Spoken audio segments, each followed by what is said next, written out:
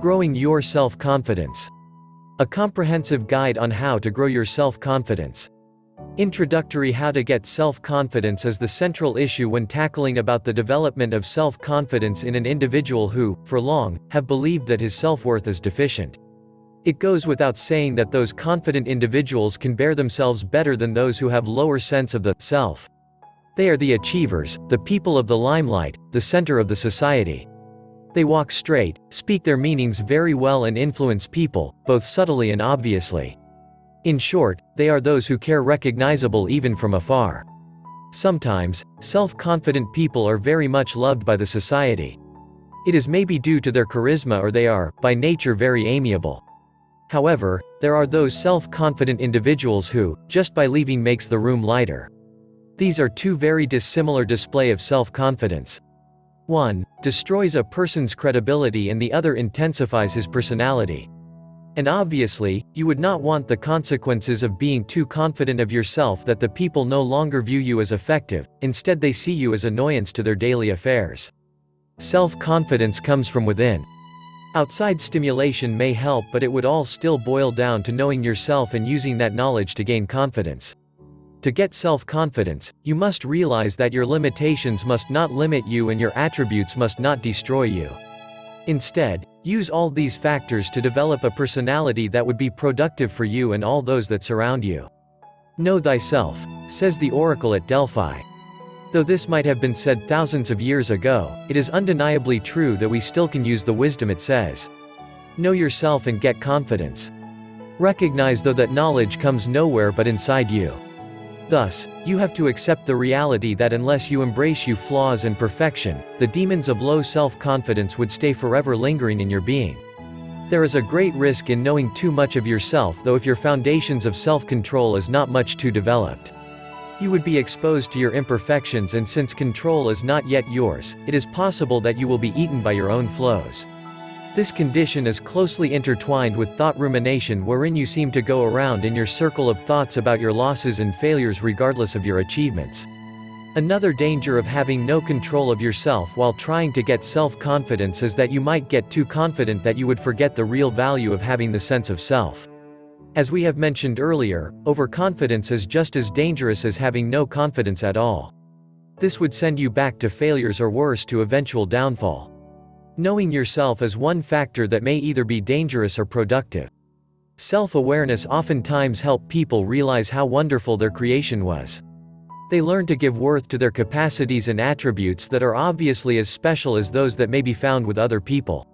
We are all unique, and that is a fact. Our marks of unique can be seen through closely looking at our capabilities and our incapacities. Our uniqueness is manifested on the natural gifts that add to our greater self-value. Our uniqueness can be seen through our potentials that we may either ignore or maximize at will. All these are truths that would stay hidden to you unless you have learned to contemplate on your being and be aware of who you truly are. Chapter 1. A step in building your self-confidence. Everything has to start somewhere. Unless you start revamping your self-confidence, you will have to agonize endlessly with the very thing you are fearful of: low self-confidence. Our self-confidence is the accumulation of all our reactions to the experiences that life brought us, the manner by which we were guided by the older people in our environment, and how we and the society view us. Many factors are contributors to our personal understanding of confidence. One determining factor is how well we expect ourselves and the circumstances of our lives should be. Many tend to fall into the trap of creating unrealistic expectations. In the process, their losses are becoming too painful that they eventually suffer the effects of creating lower self-confidence. Others, on the other hand, lean more on playing safe and thus create more achievable goals that are easier to attain. And because achievements add largely to the development of self-confidence, these people benefit from knowing that they are somehow capable of doing something. You may already have heard the phrase, "It's all in the mind." And to many psychological and emotional conditions, we can actually say that everything is all in the mind. They rooted and develop from the mind, and so, the antidote might as well come from the same source. You can always condition yourself to feel the way you want or to feel the way you don't want. You can suppress emotions and in the process, help emotions materialize. Say you want to feel hatred of yourself over not being good enough. If you make yourself believe in that hatred and you truly are convinced that you are not good enough, you will only get two products: 1, genuine hatred, and 2, lower self-esteem. The majority of us are caught unaware with our words. We sometimes fail to check ourselves of the things we are registering in our subconscious mind. You may not have deliberately said it recently, but since you are used to hearing yourself mumble, "I am a loser," or "I'm not worthy of anything," your subconscious self might as well believe that these are the facts.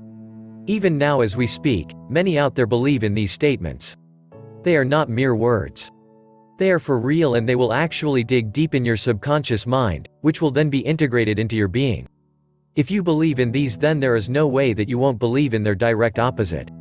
Central to building self-confidence is one's belief in himself. Whatever you set your mind to believe will all be taken as factual. Thus, you only have to manipulate the values that you would like to acquire. Otherwise, no amount of waiting can make you change. The motivation must come from you. Suggestions may come from outward sources, but in the end, it will be you and yourself that will set out to do the battle. Changes must begin from you. You may start with talking to yourself using positive statements like, "You are great, for you truly are a great individual waiting for your talents to be tapped." Or, "You are beautiful, because believe in this or not, each one of us were created beautifully to give glory to our Maker." You can't stay long in your madness over having low self-confidence. Somehow, you have to change your perspectives and live a different life that looks forward to better things. Chapter 2. A philosophy to increase your self-confidence. Everyone takes pride with all the things that we possess. May it be the achievements that we had, or the present living that we were able to produce, each one of us has become an achiever on our own. Many of us may have denied this truth though. But you see, it is obvious everybody is capable of doing anything only if we give our hearts into it and we set our minds in doing it. No one is deprived of the capacity to enjoy life's successes. Only those who deprive themselves of these gifts are the sufferers. Are you among them? Leave your answer hanging, then whisper it to yourself. Whatever the output is, see to it that you would change things for the better. If you can say that you are confident enough, then good. But don't settle yourself with what's enough. There will always be gaps, and you should seize the opportunities for improvement. If, however, you answered no, then don't tarry. Wasting your life to senseless whimpers of negativism would obviously cause you to regret everything at every moment you depart. How painful it would be to know that you were equipped with everything you need to achieve but dared not use them. There was once a young eagle who happened to be raised in a village of chickens. He was oriented to chicken living and was raised to believe that he is one of them. For long, he has been watching the eagles hover in midair with their display of magnificence. For each time that he stands in awe of these airborne eagles, he wishes that he was born like them. He dared not to spread his wings, though yet every day, his heart cries for soaring the heights eagles soar. He failed to discover his potentials and real self, and thus, he died a chicken, ever longing to become one of those to which he truly belongs. Every one of us is an eagle. We are all capable of flying to the maximum of our potentials. Unless we spread our wings and dare to discover our real self, we will forever be bounded by our failure to transcend heights and become the real people that we were meant to become. Now, if we would only realize the eagle that is sleeping within us, then we could have all lived a life of happiness and contentment. We were all born entitled with achievements and successes. The universe is too good for us that she took time to secure everything that we would need to soar. Don't waste this very opportunity by putting loads in your back so you would be delimited and thus, incapable of flying. Be like an eagle who has unearthed himself from the mud of being a chicken. Chickens are meant for slaughter. In the same way, if we choose to be chickens, then we would have to accept the reality that our purpose would be defeated. That is, to give glory to the universe who has kept us in her arms and fed us with everything we needed. Be like an eagle and live a life free from the damaging culture of the chickens. Be like an eagle and make yourself benefit from the confidence you can get from being a mighty creature. Chapter 3. Building confidence and self-esteem. Optimism. It all lies in our positive perception of our personality, the events occurring around us, and life itself. So long as we believe in the goodness that we may have in life, we are bound to enjoy it the way every man should. Unfortunately, many of us cannot grasp optimism from a life that is muddled with miseries, morbidity, and struggles. Of course, life's pleasure would not be appreciated if it were not equaled with unhappiness. Pain cannot be felt if all we know is joy. Tears would lose its worth if we always experience happiness. Confidence would not be recognized if we do not fall flat on our face sometimes. Life is a gratifying privilege and we can make everything we want from it. We have to start early in building our foundations so that we won't have to lose precious moments that shall never pass by us again. A moment that's gone is gone forever, but your light won't even lose its value long after you have gone. With optimism in life, we would be able to recognize the fullness of our potentials. Everyone has an equal chance for recognition, yet many of us fail to share with the limelight because we surrender even before the battle begun. If you would want to share with what the world offers, you must be brave enough.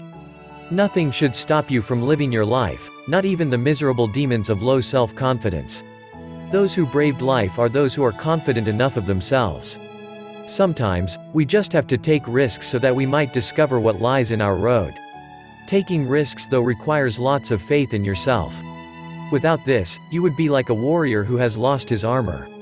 From birth, we were equipped with all the skills that we will use in the later stages of our lives. One such skill is the ability to face challenges and to face them with faith, both in ourselves and to Him who has created all of us. All of us had an equal chance to develop our sense of self, even when it feels like our fellow is much blessed than us. We normally have the common notion that life is unfair when in fact, it is not. We all have our shares of blessing and our shares of challenges. It just lies in our perception of things and the manner by which we handle things. The same thing goes with self-confidence and self-esteem. Many of us think that the man we are looking up to shared much of life's blessings because he can bear himself better, he can face the public better, and he is much eloquent and more confident than most of us. Remember that before he even got there, he has to face challenges that contributed to his self-esteem and self-confidence. All of us can be that man, only if we believe in ourselves enough. We just have to find our own enlightenment to be able to achieve the building of good foundations for our self-esteem and self-confidence. Changes must come from within before we can accept the assistance that comes from outside. Realization of how valuable you are and how beautifully you were created cannot be helped by outside reinforcement if you, yourself, do not want to accept this one simple truth.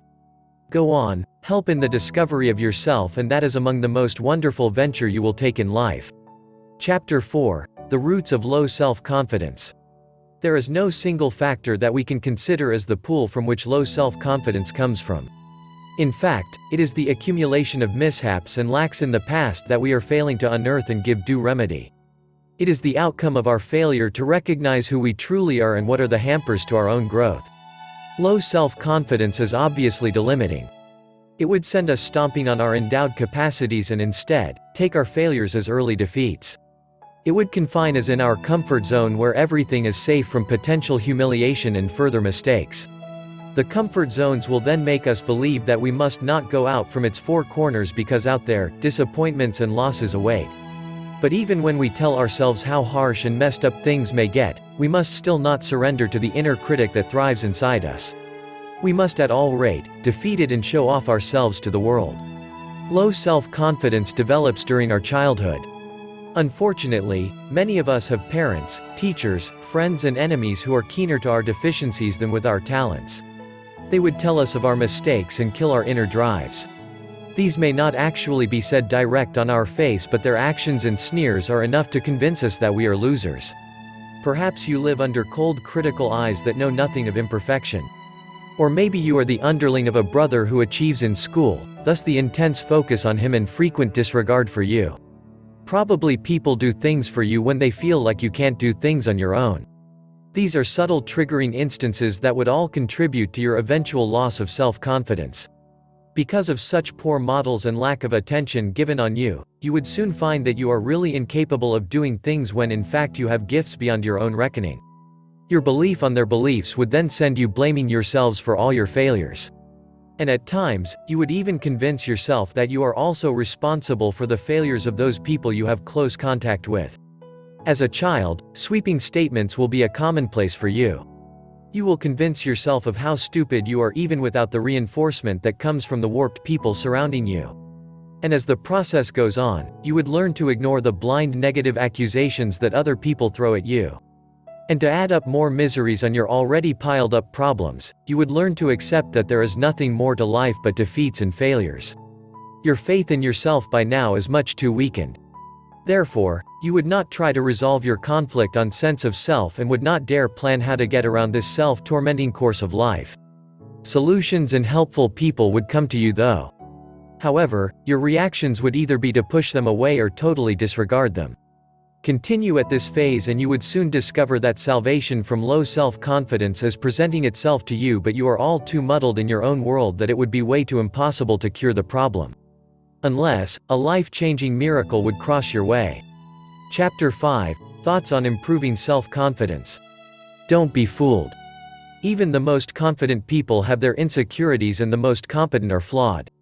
Though we may have dreamt of being the perfect persons we see in other people, we have to understand that nothing can be perfect. The things we would want to happen in our lives don't necessarily happen the way we want them to be, however tactful our plans were. The very things we want to attain will not pass by us so long as we won't work towards achieving them. It takes effort to make things happen though. And the self-confident people have acquired their attributes not out of luck. An author once said that the most beautiful people do not just happen. They must know hardship, they must know suffering, they must know defeat, struggle and loss before they truly understand the depth of their worth. Everyone is built for recognition, for achievement, for fame. The capacity to be confident of oneself was not given by random, it lies in all of us. Like with all other things, we are in equal standing with that of the fellow sitting next to us. The difference though lies in our personal treatments of the capabilities that we were endowed with. Initial development of self-confidence roots from our childhood, the fashion by which we were reared, the opportunities that honed us to be the persons that we are, and our reactions to the challenges that were given to us. At a very young age, we already know how it feels to be humiliated or encouraged.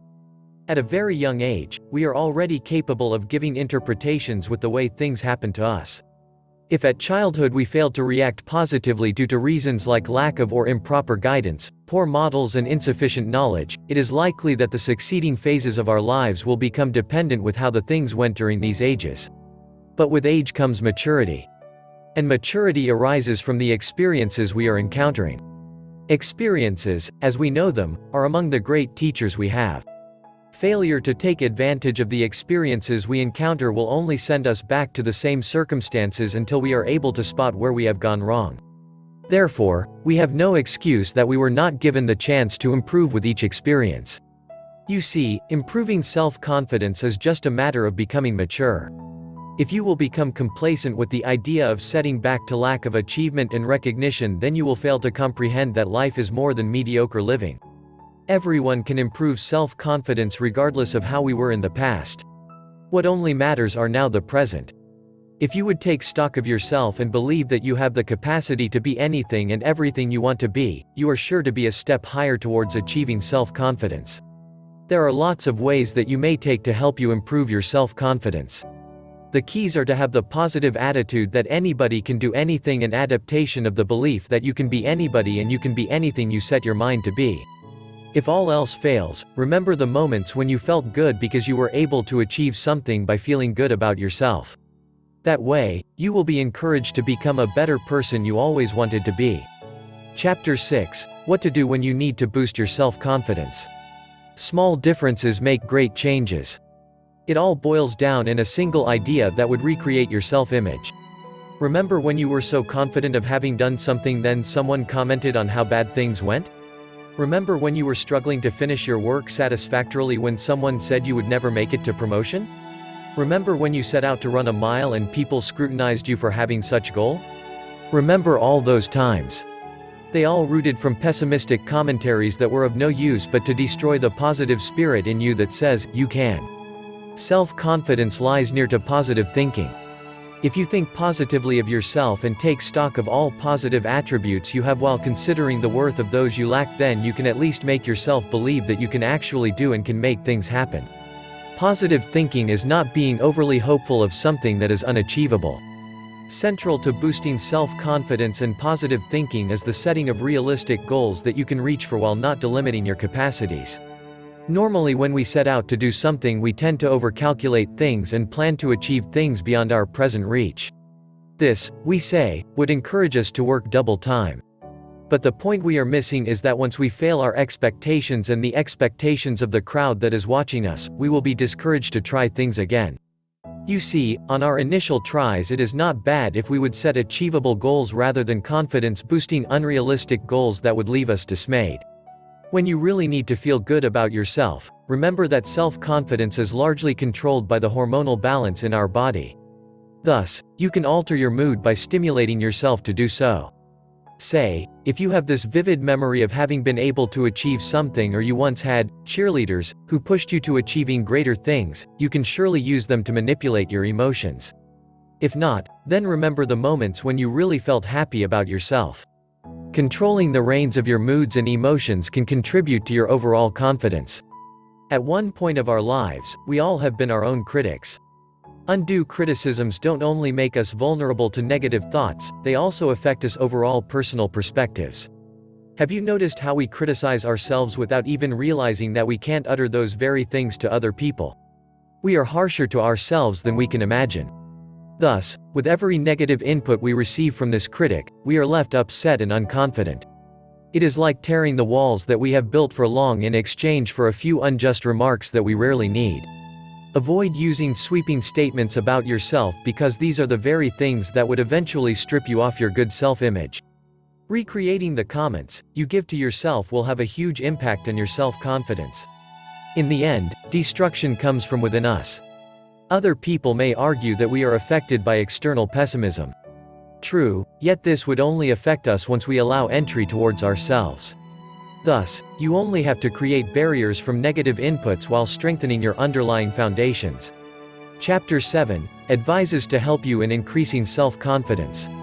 Confidence is the stuff of life that we are all made from. The difference just comes with our understanding and acceptance of things. Some people are just keener at recognizing themselves and their capacities than others. It all lies on our perception of ourselves, our understanding of possibilities, and our capability to put our understanding and perception to good use. Like being rich, we think that self-confidence is something that all others have except us. You see, life was created equal and it is meant to be equal. Inequality just comes with our notions of what we already have yet fail to recognize and what others have that we crave for. Don't be harsh with yourself. Don't deprive yourself from the enjoyment of life. Take stock of yourself and refrain from making excuses such as looking at your neighbor's fences while blinding your eyes from the gold mine that is present in your own grounds. All has a beauty that no one can take away save ourselves. We were all gifted with talents and skills and beauty, and wander along with the gift to use or disregard them. But once we recognize our potentials, we will find that life has more to offer than mediocrity. We have to understand, though, that there are a couple things that we are limited from. But these are compensated by the fact that we carry the potential of excelling on other things. Only we have to find our veins and fortes. Our understanding might be limited with our past experiences. Yet this does not negate the fact that we can widen our perception towards ourselves if we just push one step higher towards creating positive images of who we truly are. Remember that our improvement and our downfall are dependent on how we choose to carry things. It doesn't mean that when your fellow achieves far better thing, he takes these achievements from your own vaults of potentials. It just means that he was able to recognize his capabilities and put this discovery on his own advantage. Generally, self-confidence and the manner by which we increase them are achieved only when we dare to do things that we first thought are way out of our own capacities. We sometimes fail to recognize that simple things can help in delivering to us the glories of confidence. We can achieve the development of our confidence as a multitude of ways. Activities like developing your verbal skills through writing and public relations will help largely in increasing your sense of self. Most of us have the fear of facing the public. Yet once we get over this fear, we are likely to discover more of our capabilities later on. You may also find reinforcement of self-confidence from cultivating your innate talents. Say you are fond of combining notes and poetry, or you have the natural tendency to get involved with music, you can help save yourself from low confidence by redirecting this interest to more useful activities. You can perhaps write music and allow others to appreciate your compositions, or get involved with poetry and develop the genius in you. There are endless possibilities, you just have to be open to them. Remember that the only being that would stop you from developing is yourself, and the only being that would spar you towards your own happiness is also yourself. Decide, will you be your greatest enemy or your greatest help? Chapter 8. Get self-confidence from within. How to get self-confidence is the central issue when tackling about the development of self-confidence in an individual who, for long, have believed that his self-worth is deficient. It goes without saying that those confident individuals can bear themselves better than those who have lower sense of the self. They are the achievers, the people of the limelight, the center of the society. They walk straight, speak their meanings very well and influence people, both subtly and obviously. In short, they are those who care recognizable even from afar. Sometimes, self-confident people are very much loved by the society. It is maybe due to their charisma, or they are, by nature, very amiable. However, there are those self-confident individuals who, just by leaving, makes the room lighter. These are two very dissimilar displays of self-confidence. One destroys a person's credibility and the other intensifies his personality. And obviously, you would not want the consequences of being too confident of yourself that the people no longer view you as effective, instead they see you as annoyance to their daily affairs. Self-confidence comes from within. Outside stimulation may help, but it would all still boil down to knowing yourself and using that knowledge to gain confidence. To get self-confidence, you must realize that your limitations must not limit you and your attributes must not destroy you. Instead, use all these factors to develop a personality that would be productive for you and all those that surround you. Know thyself, says the oracle at Delphi. Though this might have been said thousands of years ago, it is undeniably true that we still can use the wisdom it says. Know yourself and get confidence. Recognize though that knowledge comes nowhere but inside you. Thus, you have to accept the reality that unless you embrace your flaws and perfection, the demons of low self-confidence would stay forever lingering in your being. There is a great risk in knowing too much of yourself, though if your foundations of self-control is not much too developed. You would be exposed to your imperfections, and since control is not yet yours, it is possible that you will be eaten by your own flaws. This condition is closely intertwined with thought rumination, wherein you seem to go around in your circle of thoughts about your losses and failures regardless of your achievements. Another danger of having no control of yourself while trying to get self-confidence is that you might get too confident that you would forget the real value of having the sense of self. As we have mentioned earlier, overconfidence is just as dangerous as having no confidence at all. This would send you back to failures, or worse, to eventual downfall.